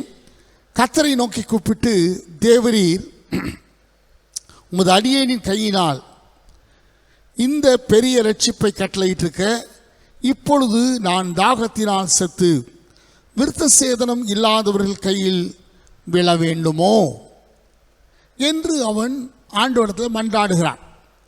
இப்போ இந்த இஸ்ரவேல் புத்திரர்கள் என்ன செஞ்சாங்கன்னா, இந்த 15ஆம் அதிகாரத்தில் இவனை கொண்டு வந்து இவனை கட்டி கொண்டு வந்து இப்போ லேகி என்கிற இடத்துல கொண்டு வந்து விட்டுருக்கிறாங்க. இப்போ இந்த லேகி என்கிற இடத்துல கொண்டு வந்து இவனை விட்ட போது அங்கே வேதவசனம் வந்து ஒரு மலை சிகரத்திலிருந்து அல்லது ஒரு ஒரு சிறை, அதாவது ஒரு மலைப்பிளப்பிலிருந்து அவனை கொண்டு வந்திருக்கிறார். குகை பகுதியிலேருந்து கொண்டு வந்திருக்காங்க. கொண்டு வந்து இங்கே பெலிஸ்தியருக்கு முன்பதாக வைத்தபோது பெலிஸ்தியர்கள் ஆரவாரம் பண்ணினார்கள் என்று வசனம் சொல்கிறது. அப்போ ஆவியானவர் அவன் மேலே வல்லமையாய் இறங்கினார் என்று வசனம் சொல்கிறது. இந்த சிம்சோனை குறித்து சோதனை எதிர்மறையாய் நான் ஒன்றையும் பேச விரும்பலை. மாறாக அவன் எந்த காரியத்தில் கவனம் செலுத்தாமல் விட்டுவிட்டான் என்கிற காரியத்தை மட்டும் நான் சுட்டிக்காட்ட விரும்புகிறேன். இந்த 15ஆம் அதிகாரத்தில் 18ஆம் வசனத்தின் அந்த சூழ்நிலை என்ன என்று சொன்னால், இவன் தேவனால் தெரிந்து கொள்ளப்பட்டவன், அது மாத்திரமல்லாமல் தேவனுடைய ஆவியினால் இயக்கப்பட்டவன். அடுத்து கையில் கிடைத்தது எதுவோ அதை ஆயுதமாக மாற்றினவன். நான் சமீபத்தில் சோதனை நெட்டில் சர்ச் பண்ணும்போது இந்த கழுதையினுடைய தாடை எலும்பை குறித்து நிறைய பேர் அதை குறித்து ஆராய்ச்சியெல்லாம் பண்ணியிருக்காங்க. அதில் ஒருத்தர் எழுதியிருக்கிறாரு, அது ஒரு பட்டயத்தை விட வேகமானது. அது இன்னும் சொல்லப்போனால் அதனுடைய பற்கள் பகுதியை வைத்து கொண்டு யாரையாவது தாக்கினால் அவர்களுக்கு மரணம் சம்பவிக்கக்கூடிய வாய்ப்பு இருக்கிறது. அப்படி இப்படின்னு அந்த மாதிரி நிறைய போட்ஸ்லாம் போடுதுச்சு. அப்படின்னா அவன் அந்த சூழ்நிலை நடுவில் ஒரு கழுதையின் தாடை எலும்பு கிடைத்தால் நன்றாயிருக்குமே என்று தேடினானா என்றால் இல்லை. பொதுவாக இந்த தேவ மனிதர்கள் எப்படி செயல்பட்டார்கள் என்று சொன்னால், என்ன இருந்துச்சோ அதை ஆயுதமாக்கி கொண்டார்கள். ஒரு கூழாங்கல்லை ஆயுதமாக மாற்றினான் தாவீது.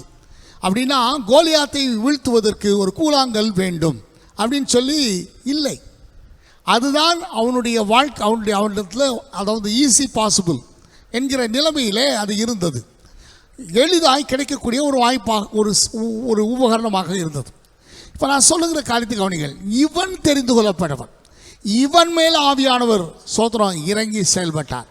அது மாத்திரமல்லாமல் இவன் எதை கையில் எடுத்தானோ அந்த கையை அந்த பொருளை கர்த்தர் ஆயுதமாக்கினார்.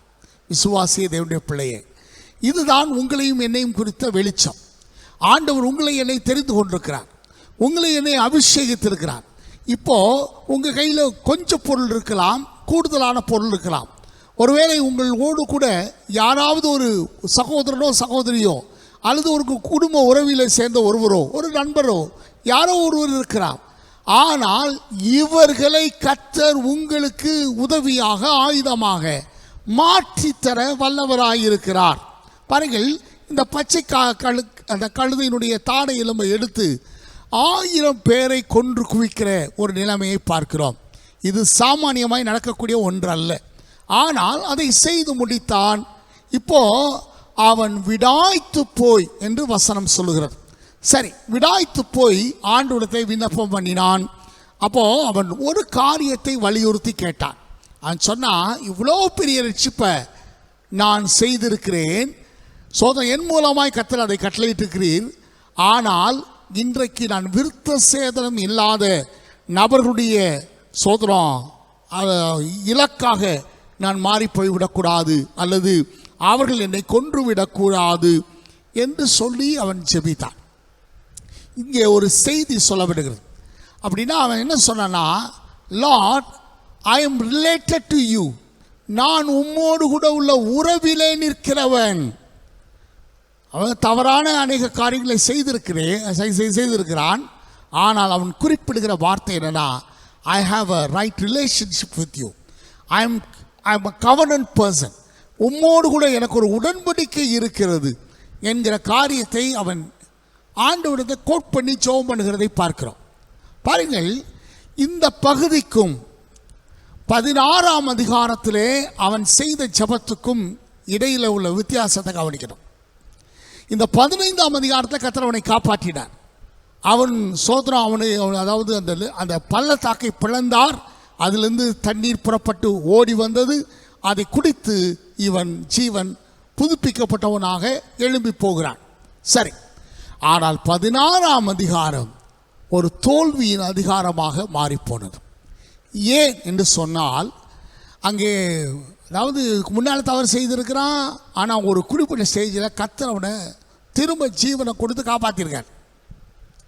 இப்போ ஆண்டவரை வெறும் முதலீட்டாளராக மட்டுமே அதாவது முன்னிறுத்தாதபடிக்கு, ஆண்டவர் என்னோடு கூட உறவு கொள்ளுகிறவர் என்கிற அறிக்கையோடு கூட ஒவ்வொரு நாளும் அவன் முன்னேறி இருக்க வேண்டும்.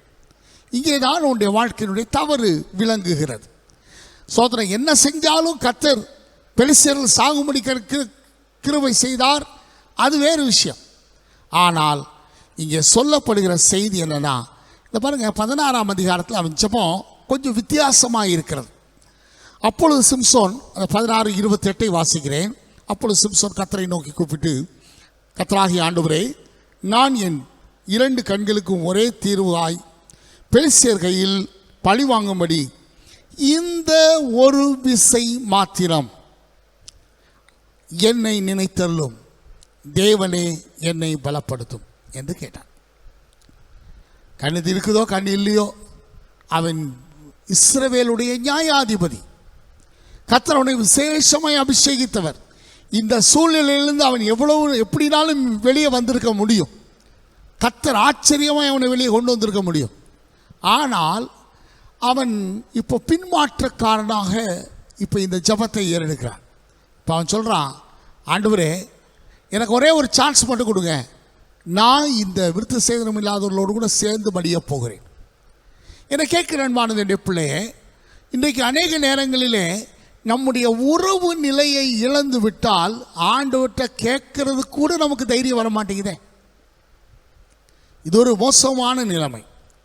ஆக முதலாவதாக நான் சொன்னேன், காட் இன்வெஸ்ட், ஆண்டவர் முதலீட்டாளர்.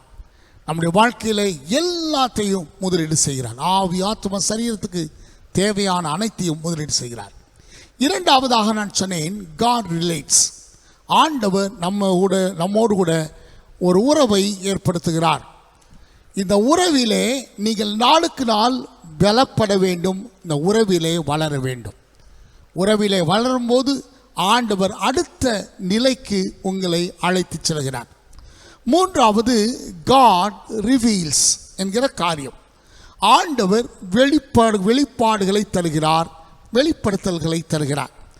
தானியேல் புத்தகம் 2ஆம் அதிகாரம் 19ஆம் வசனத்தை நீங்கள் வாசிக்க வேண்டும் என்று நான் விரும்புகிறேன். என்னோடு கூட ஒன்றை அதை எடுத்துக்கொள்ளுங்கள். தானியேலின் புத்தகம் 2ஆம் அதிகாரம் 19ஆம் வசனம். பின்பு ராக்காலத்தில் தரிசனத்திலே தானியேலுக்கு மறைபொருள் வெளிப்பட்டது. அப்பொழுது தானியேல் பரலோகத்தின் தேவனை ஸ்தோத்தரித்தார். இங்கே மூன்றாவது ஒரு காரியத்தை நான் குறிப்பிட விரும்புகிறேன். God reveals. என் அன்புக்குரியவர்களே, ஆண்டவர் முதலீடு செய்கிறார். ஏதோ ஒரு களஞ்சியத்தை முதலீடு செய்கிறது போல உங்களுக்கு தேவையெல்லாம் கத்த சந்திக்கிறார். நீங்கள் கவலை இல்லாமல் இருக்கணும்னு ஆண்டவர் விரும்புகிறார். ரெண்டாவது நிலை என்ன? நீங்கள் தனியாக இருக்கக்கூடாது. கர்த்தர் உங்களுக்கு உறவாக மாறுகிறார். ஆண்டவரை உறவாய் கொண்ட ஒரு வாழ்க்கை நீங்களும் நானும் வாழ வேண்டும். ஆனால் அதே சமயத்தில் ஆண்டவர் ஏன் உறவு கொள்கிறார் என்று சொன்னால், சோதரா ஆண்டவராக இயேசு கிறிஸ்து யோவான் 15ஆம் அதிகாரத்தில் ஆண்டவர் சொல்கிறார், நீங்கள் என்னுடைய சீஷர்கள் தான், ஆனால் உங்களை சிநேகிதர்கள் என்று சொல்லுகிறேன். அப்போ சீஷன் இல்லையா? சீஷன் தான். தேவனுடைய பிள்ளை இல்லையா? தேவனுடைய பிள்ளை தான். ஆனால் அடுத்த லெவல் என்னது அப்படின்னா, நான் வெளிப்படுத்துகிறேன் என்கிற காரியம். பாருங்க, நீங்கள் வாழ்க்கையினுடைய அநேக காரியங்களை குறித்த வெளிச்சத்தை இந்த வசனங்களை வாசிக்கும் போது, செய்திகளை கேட்கும்போது பெற்றுக்கொள்கிறீர்கள். இந்த செய்தியை தயார் பண்ணுறது இதே மாதிரி நான் செய்திகளை நூற்றுக்கணக்கான செய்திகளை பேசியிருக்கிறேன். ஆனால் இந்த வார்த்தைகளை பெற்றுக்கொள்ளும்படியாக நான் தேவ சமூகத்தில் அமர்ந்தேன், ஆண்டுடைய சமூகத்தில் காத்திருந்தேன், ஜெபம் பண்ணேன். ஒவ்வொரு செய்தியாளரும் ஒவ்வொரு ஊழியக்காரரும் இதைத்தான் செய்கிறோம். ஏன் என்று சொன்னால், ஏதாவது ஒரு தெரிந்த ஒரு பகுதியாக இருக்கட்டும், அதில் ஒரு புதிய ஒரு கண்ணோட்டத்தை கர்த்தர் தருகிறார். ஒரு புதிய வெளிப்பாட்டை அந்த பகுதியிலே தருகிறார். சோதரம், இந்த பகுதி இது நான் பலமுறை பேசின பகுதி அப்படின்னு சொல்லி ஒதுக்கி எதையும் விட முடியாது. அந்த காலத்துக்குண்டான வார்த்தையாக அதிலிருந்து கர்த்தர் நமக்கு வெளிப்பாட்டுகளை தருகிறார். கவனியுங்கள், இங்கே வெளிப்படுத்தல் ஏன் என்று சொன்னால் 3 நிலைகளிலே அது செயல்படுகிறது. முதலாவது, வெளிப்படுத்தல் நீங்கள் அறிந்து கொள்வதற்கு. அடுத்து, இந்த வெளிப்படுத்தலை நீங்கள் விசுவாசிக்கத்தக்கதாக கர்த்தர் இந்த காரியங்களை செய்கிறார். அடுத்து, இது 3வது விதத்தில் அது உங்கள் வாழ்க்கையில் மாற்றங்களை கொண்டு வருகிறது. ஒவ்வொரு வெளிப்பாடும் உங்கள் வாழ்க்கையில் மாற்றங்களை கொண்டு வருகிறது. இப்போ யோசித்து பாருங்கள், ஆதியாகமம் 14ஆம் அதிகாரம் அந்த பகுதியில் தேவனுடைய தாசனாகிய ஆபிரகாமை குறித்து வாசிக்கிறோம். அது வரைக்கும் என்னடா கிடைக்கும், எதடா கிடைக்கும் அப்படின்னு தேடி அலையக்கூடிய ஒரு வாழ்க்கை முறை அவனுக்கு இருந்தது. ஆனால் என்றைக்கு உன்னதமான தேவனுடைய ஆசாரியனாகிய மெல்கிசேதேக்கை சந்தித்தானோ, அன்றையிலிருந்து இந்த மனிதனுடைய தேடல் வித்தியாசப்பட்டு விட்டது. என்ன அப்படின்னு சொன்னால், ஒரு சரடு கூட எனக்கு வேண்டாம், ஒரு பொருளும் எனக்கு வேண்டாம். சோதோம் குமாரா தோத்ரா அதில் இருக்கக்கூடிய அத்தனை பொருட்களும் இவனுக்கு அந்த பொருள் நிறைந்த ஒரு பட்டணம். இன்னும் சொல்லவானா, பொருளுக்காகத்தான் ஒரு பெரிய வேட்டையாடுதல் நடந்திருக்கிறது, ஒரு யுத்தம் நடந்திருக்கிறது. இப்போ ஆபிரகாம் நினைச்சா அவ்வளவு பொருளையும் அள்ளிக்கொள்ளலாம், எல்லாத்தையும் எடுத்துக்கலாம். ஏன்னா அந்த ராஜா சொல்லுகிறான், ஜனங்களை மட்டும் எனக்கு கொடுங்க, மற்றெல்லாம் எடுத்துக்கோங்க அப்படின்னு சொல்லி. ஏன்னா இந்த ஜனங்கள் இருந்தாங்கன்னா எத்தனையோ மடங்கு நான் இந்த பட்டணத்தை விரிவடைய செய்து விடுவேன். ஆனால் வெளிப்பாடு பெற்ற இந்த ஆபிரகாம் அதை தேடவில்லை. அருமையான பிள்ளையிலே, நான் 3 வார்த்தைகளை சொன்னேன். இந்த 3 வார்த்தைகளும் நம்முடைய வாழ்க்கையிலே தேவனை மகிமைப்படுத்துகிற காரியங்களிலே வெளிப்படுகிறது. நீங்கள் ஆண்டவரை குறித்த வெளிப்பாடுகளை அடைய அடைய அடைய நீங்கள் தேவனை மகிமைப்படுத்த வேண்டும். இந்த உதாரணத்தை நாம் இங்கே எடுத்துக்கொள்கிறோம். பாருங்கள், நான் வாசிக்கிறேன் திரும்ப. பின்பு ராக்காலத்தில் தரிசனத்திலே தானியேலுக்கு மறைபொருள் வெளிப்பட்டது. அப்பொழுது தானியேல் பரலோகத்தின் தேவனை ஸ்தோத்தரித்தான். ஒரு விசுவாசி ஆராதனையில் ஆர்வம் காட்டவில்லை என்றால், ஆராதிப்பதிலே நேரம் எடுக்கவில்லை என்றால், ஆராதனை எனக்கு போர் அடிக்கிறது என்று சொல்வார்களானால், அவர்கள் தேவனை குறித்த வெளிப்பாடு இல்லாதவர்கள் என்று ஒரே வரியிலே அவர்களை குறித்து சொல்லிவிடலாம். இந்த நாட்களிலே ஆக்சிஜன் தட்டுப்பாடாக இருக்கிறது. யோசித்து பாருங்கள், உங்கள் வயசு என்ன, உங்கள் அனுபவங்கள் என்ன? இத்தனை ஆண்டுகளும் ஆண்டவர் உங்களுக்கு ஆக்சிஜன் பற்றாக்குறையை கொண்டு வரவே இல்லை. இப்போ வரைக்கும் பேசிக்கொண்டிருக்கிற நானும் சரி, கேட்குற நீங்களும் சரி, ஆக்சிஜனை தாராளமாக ஏராளமாக பெற்றுக்கொண்டு இருக்கிறோம். அப்படின்னா இந்த வெளிப்பாடு உங்களுக்கு இப்பொழுது கிடைத்திருக்க வேண்டும். என்ன, ஆக்சிஜன் கிடைக்காம எத்தனையோ பேர் மரித்து கொண்டிருக்கிறாங்க. ஆனால் கர்த்தர் எனக்கு இந்த ஆக்சிஜனை கொடுத்து இவ்வளவு நாள் என்னை வாழ வச்சிருக்காரு. இதுக்காக நான் ஒரு பைசா செலவழிக்கலை, எந்த மருத்துவமனை வாசலையும் போய் காத்திருக்கலை, எந்த சிலிண்டரையும் நான் நம்பிக்கொண்டு இருக்கவில்லை. இப்படி யோசித்து பாருங்களேன். உங்களால் துதிக்காமல் இருக்கவே முடியாது, உங்களால் தேவனை மகிமைப்படுத்தாமல் இருக்கவே முடியாது. வெளிப்பாடு பெற்றவர்கள் வார்த்தையினாலே தேவனை மகிமைப்படுத்த வேண்டும், உங்கள் துதியினாலே ஆண்டவரை கனப்படுத்த வேண்டும். 47 வசனம், அந்த 2ஆம் அதிகாரம் 47 வசனம். மெய்யாய் உங்கள் தேவனே தேவனுக்குள்ளே தேவனும் ராஜாக்களுக்கு ஆண்டவரும் மறை பொருள்களை வெளிப்படுத்துகிறவருமாய் இருக்கிறார் என்றார். 28ஆம் வசனத்திலே அப்பொழுது நேபுகாத்நேச்சார் வசனித்து மன்னிக்கணும். 47ஆம் வசனத்தில் இந்த காரியத்தை அவன் சொல்லுகிறதை பார்க்கிறோம். முதல்ல வெளிப்பாடு பெற்ற தானியேலும் அவனுடைய நண்பர்களும் கர்த்தரை ஆராதித்தார்கள். 47ஆம் வசனத்திலே வெளிப்பாடுகளை அடைந்த இந்த நேபுகாத்நேச்சார் கர்த்தரை ஆராதிக்கிறார். அதே போல 3ஆம் அதிகாரம் 28ஆம் வசனத்திலே நீங்கள் பார்க்கும்போது சாத்ராக், மேஷாக், ஆபேத்நேகோ என்பவருடைய தேவனுக்கு ஸ்தோத்திரம், அவர்கள் தங்களுடைய தேவனை தவிர வேறொரு தேவனையும் சேவித்து பணியாமல் அவரை நம்பி ராஜாவின் கட்டளை தள்ளி தங்கள் சரீரங்களை ஒப்புக் கொடுத்ததினால் அவர் தமது தூதனை அனுப்பி தமது தாசரை விடுவித்தார். 29ஆம் வசனம், இவ்விதமாய் ரட்சிக்கத்தக்க தேவன் வேறொருவரும் இல்லை என்றான் என்பதாக வாசிக்கிறோம். கவனியுங்கள், வெளிப்பாடுகளை பெற்ற எல்லாரும் கர்த்தரை துதித்தார்கள். அடுத்து தங்கள் வாழ்க்கையிலே இனிமேல் நான் ஆண்டவரை ஆராதிப்பேன் என்கிற தீர்மானத்துக்கு, இனி ஆண்டவருக்கு நான் உண்மையாயிருப்பேன் என்கிற நிலைமைக்கு வருகிறார்கள். சோதரன் நாகமானை குறித்து சொல்லப்படுகிற காரியம் உங்களுக்கு தெரியும். நாகமான் என்றைக்கு ஆண்டவர் சுகம் கொடுத்தார் என்கிற வெளிப்பாடை அடைந்தானோ அதுக்கு பின்பதாக ஒரு தீர்மானத்தை எடுக்கிறான், வாழ்வுக்குண்டான தீர்மானம். 3ஆவதாக சோதரம், இந்த வெளிப்பாடு பெற்றவர்கள் தங்கள் வாழ்க்கையில் மாற்றங்களை காண்பிக்க வேண்டும். சரி, நான் 3 குறிப்புகளை பேசிவிட்டேன். இப்போ 4ஆவதாக ஒரு காரியத்தை பேசி என் செய்தியை நான் நிறைவு செய்ய விரும்புகிறேன். என்னோடு கூட அப்போஸ்தலர் நடபடிகளின் புத்தகம் 4ஆம் அதிகாரத்துக்கு நேராக உங்கள் கவனங்களை திருப்புங்கள். அப்போஸ்தலர் நடபடிகள் 4ஆம் அதிகாரம். அப்போஸ்தலர்கள் உபத்திரவப்படுத்தப்பட்டார்கள். அவர்கள் நியாயஸ்தலத்தில் கொண்டு வந்து நிறுத்தப்பட்டு பலவிதமான விமர்சனங்களுக்கும் கேள்விகளுக்கும் உட்படுத்தப்பட்டார்கள். அந்த நேரத்தில் அவர்கள் உள்ளான தன்மையில், ஐயோ இயேசுநாதரை பின்பற்றதுனால இப்படி நமக்கு சங்கடம் வந்துருச்சே என்பது போல் அவர்கள் யோசிக்கவே இல்லை.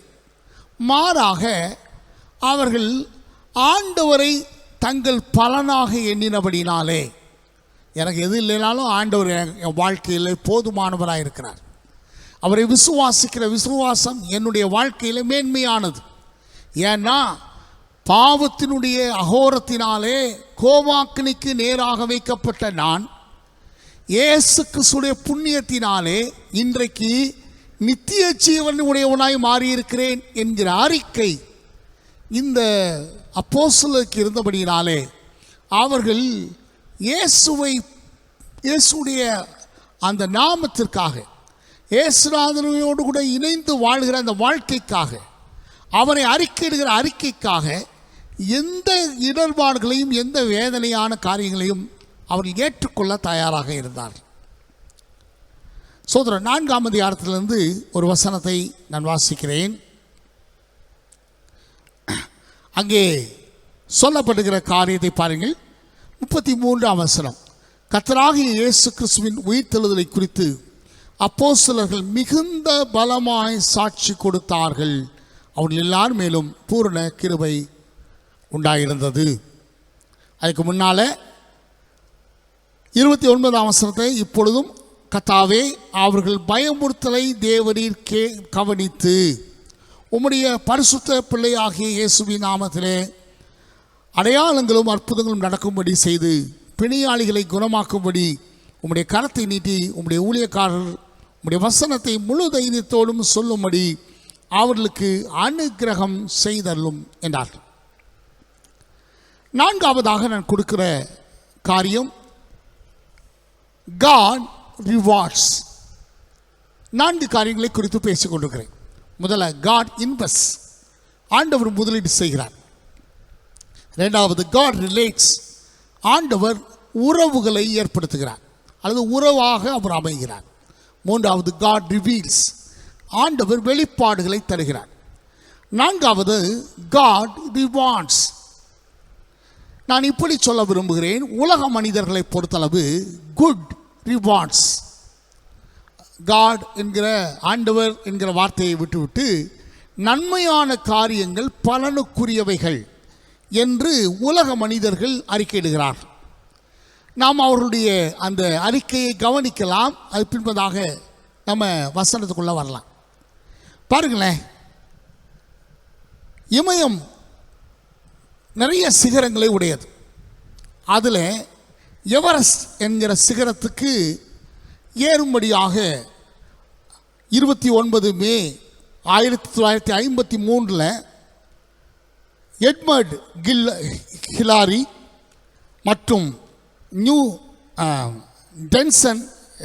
டென்சிங் நார்கே என்று சொல்லுகிற 2 நபர்கள், ஒருவர் நியூசிலாந்தை சேர்ந்தவர், இன்னொருவர் நேபாளத்தை சேர்ந்தவர். இவர்கள் 2 பேருமாய் சேர்ந்து இந்த சிகரத்தை முதலாவது போய் எட்டினார்கள். எவரெஸ்ட் சிகரத்திலே முதலாவது ஏறின நபர்கள் என்கிற பெருமை இவர்களுக்கு இருக்கிறது. அப்படின்னா இது எட்டப்பட முடியாத உயரத்தில் இருக்கிறது என்பது போல அவர்கள் ஒரு நாளும் யோசிக்கவே இல்லை. இதை ஒரு இலக்காக அவர்கள் வைத்தார்கள். இந்த இலக்குக்காக அவர்கள் அதிகமாய் பாடுபட்டிருக்கிறார்கள். 4 காரியங்களை அவர்கள் முக்கியமாய் செய்திருக்க முடியும். முதலாவது, they discipline themselves according to what they are going to achieve. எந்த காரியத்தை அவர்கள் எட்டப் போகிறார்களோ அதற்காக ஒரு புதிய ஒழுங்குபடுத்தலை தங்களுக்குள்ளே ஏற்படுத்தி கொண்டார்கள். இரண்டாவது, அதற்காக அவர்கள் உழைக்க ஆரம்பித்தார்கள். அதுக்காக அவர்கள் பயிற்சிகளை மேற்கொண்டார்கள். மூன்றாவது, எதற்கும் தயார் என்கிற நிலைமைக்கு அவர்கள் கடந்து வந்தார்கள். இது என்ன எதற்கும் தயார் என்று சொன்னால் என்ன அப்படின்னா, இது ஒரு ஆபத்தான ஒரு பயணம். இதில் சறுக்க வாய்ப்பு இருக்கிறது, காயப்பட வாய்ப்பு இருக்கிறது, உயிரிழக்க வாய்ப்பு இருக்கிறது, அதிக குளிர் நிமித்தமாய் உறைந்து போக வாய்ப்பு இருக்கிறது. இது எல்லாவற்றுக்கும் நான் தயார் என்கிற நிலைமைக்கு இவர்கள் கடந்து வந்தார்கள். எல்லாவற்றுக்கும் மேலாக மிக கவனமாக, ஒரு அடி பிசகினாலும் ஒரு அடி விலகினாலும் இதில் நான் வெற்றி பெற முடியாது என்பதிலே கவனமாக இருந்தார்கள். இதை கவனிக்கிற அன்பான தேவனுடைய பிள்ளையே, நான் முதலாக சொன்னேன், தேவன் முதலீடு செய்கிறார். அடுத்து தேவன் உறவு கொள்கிறார். தேவன் வெளிப்பாடுகளை தருகிறார். ஒரு பலனுள்ள வாழ்க்கைக்கு ஆண்டவர் உங்களையும் என்னையும் ஆயத்தப்படுத்துகிறார் என்கிற காரியத்தை நீங்களும் நானும் விசுவாசிக்க வேண்டும். நான் சொன்னது போல ரட்சிக்கப்பட்டதே தோத்திரம் நித்திய ஜீவன் என்கிற பலனுக்காக. அதனால தான் அப்போஸ்தலர்களாக இருக்கட்டும், அதுக்கு பின்னாலே உள்ள விசுவாசிகளாக இருக்கட்டும், இயேசுவை மட்டும் நான் இழக்க மாட்டேன் என்கிற வைராக்கியத்தோடு கூட வாழ்ந்தார்கள். அது மட்டுமில்லாமல் அவர்கள் ஆத்துமாக்களை தேட ஆரம்பித்தார்கள். ஏனென்றால் வெறும் கையாய் பரலோகத்து போகக்கூடாது என்கிறதுனாலே ஆத்துமாக்களை தேட ஆரம்பித்தார்கள். அவர்களை சம்பாதிப்பதிலே கவனம் செலுத்தினார்கள். அவர்களை நிலைப்படுத்துவதிலே கவனம் செலுத்தினார்கள். ஏனென்றால் இவர்கள் எல்லா முயற்சிக்கும் பிரதிபலன் உண்டு. அவருடைய கண்ணீர், அவருடைய உழைப்பு, அவருடைய பிரயாணங்கள், எல்லா காரியங்களுக்கும் பலன் இருக்கிறது என்கிற உணர்வோடு கூட அவர்கள் செயல்பட்டபடியினாலே இந்த 4 காரியங்களும் இருந்தது. நான் ஒரு காரியத்தை கவனித்தேன். இந்த மலை ஏறுகிறவர்கள் உடற்பயிற்சி செய்வதற்கும் சாதாரணமானவர்கள் உடற்பயிற்சி செய்வதற்கும் உள்ள வித்தியாசத்தை இப்போ நம்ம என்ன செய்வோம்? கையை தூக்குவோம், கையை நீட்டுவோம், கையை தொங்க போடுவோம், அடுத்து காலை மடக்குவோம், கையை மடக்குவோம். ஆனால் இந்த மலை ஏறுகிறவர்கள் செய்கிற எல்லா எக்ஸசைஸுமே அந்த மலையேற்றத்துக்கு பயன்படுகிறது போன்ற எக்ஸசைஸ்கள்.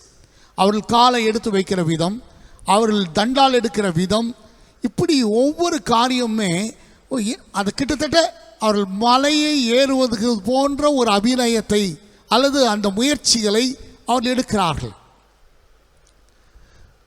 விசுவாசிய தேவனுடைய பிள்ளையை ஒரு செய்தியை சொல்லுகிறேன். இன்றைக்கு ஜப்பானில் ஒலிம்பிக்கு அவர்கள் ஆயத்தமாகிவிட்டார்கள். 50 நாட்கள் இந்த ஒலிம்பிக் போட்டிகள் நடக்கப் போகிறது. இன்னும் 1-2 நாட்களில் அது துவங்க போகிறது. இப்போது மிக முக்கியமான காரியம், அதில் இந்தியா போன்ற நாடுகள் போட்டி போடுகிறது. எத்தனையோ ஆண்டுகளாக இதற்கென்று வீரர்கள் வீராங்கனைகள் அதாவது பயிற்சி எடுத்துக்கொண்டே வந்தார்கள். மிக கடினமான பயிற்சி. ஏன்னா ஏதோ தங்களை வருத்துகிறது மட்டுமல்ல, இன்னொருவரோடு கூட போட்டி போடுகிறதுமான ஒரு காரியம். ஆனால் இதில் சிந்து போன்றவர்கள் அதை வின் பண்ணும்போது, பிடி உஷா போன்றவர்கள் வின் பண்ணும்போது தேசமே சந்தோஷப்பட்டது, தேச தலைவர்கள் சந்தோஷப்பட்டார்கள். என்னை கேட்குற அன்பானது என்னுடைய பிள்ளைகளே, இன்றைக்கு கர்த்தர் உங்களை பார்த்து சொல்லுகிறார், நீ பலனுள்ள ஒரு வாழ்க்கைக்காக நீ தேவனுடைய பிள்ளையாய் இருக்கிறாய். உன்னுடைய ஜபம், உன்னுடைய வேத வாசிப்பு, உன்னுடைய ஆராதனை, உன்னுடைய ஆத்துமாக்களை தேடுகிற அந்த காரியம், ஆத்துமாக்களுக்காக கிரையும் கொடுக்கிற அந்த காரியங்கள், சில நேரங்களில் அது காயங்களாக இருக்கலாம், சில நேரங்களில் வேதனைகளாக இருக்கலாம், மரணமே ஆனாலும் சோத்திரம், இவைகள் எல்லாமே பலனுக்கு ஏதுவான முயற்சியாக அமைய போகிறது.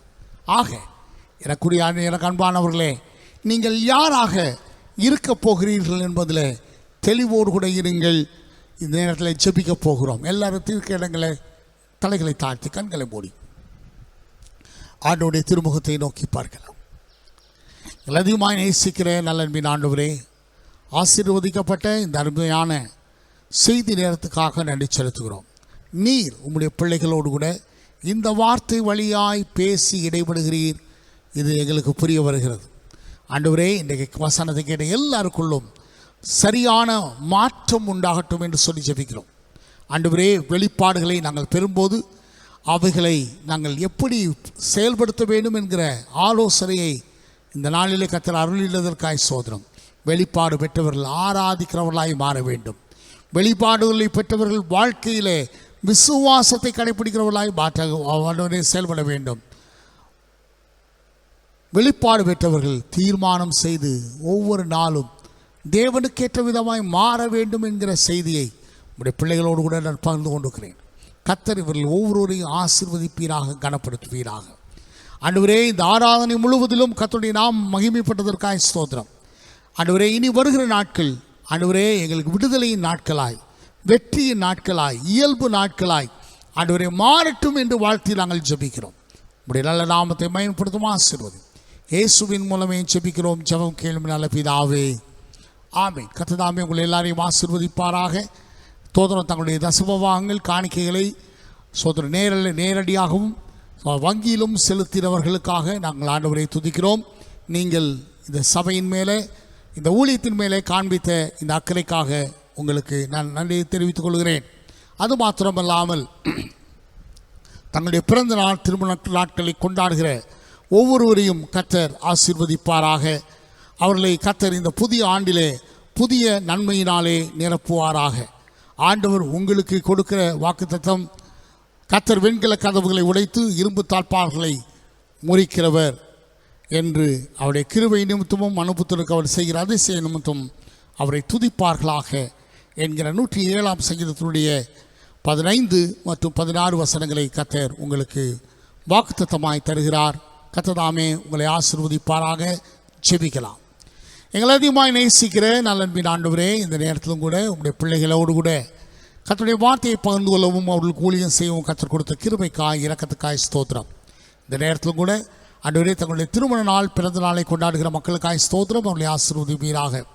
அது மாத்திரமல்லாமல் இந்த புதிய ஆண்டவர்களுக்கு ஒரு உத்வேகமான ஆண்டாய், ஆசீர்வாதமான ஆண்டாய் ஆண்டவரே, இன்னொரு பரிமாணத்தில் முன்னேறுகிற ஆண்டாய் அமையட்டும். எல்லாவற்றுக்கும் மேலாக ஆண்டவரே சோதரன் தாவே, தங்களுடைய காணிக்கைகளிலே தங்களுடைய உண்மையை வெளிப்படுத்தினவர்கள், தங்களுடைய விசுவாசத்தை அறிக்கிட்டவர்கள், தங்களுடைய மனப்பூர்வத்தை காண்பித்த ஒவ்வொருவருக்காக நாங்கள் ஜெபிக்கிறோம். கர்த்தர் ஒவ்வொருவரையும் தனித்தனியாய் பேராய் நீர் ஆசீர்வதிக்க வேண்டும், கனப்படுத்த வேண்டும் என்று சொல்லி கேட்கிறோம். உம்முடைய நல்ல நாமத்தை மயப்படுத்தும் ஆசீர்வதியும்.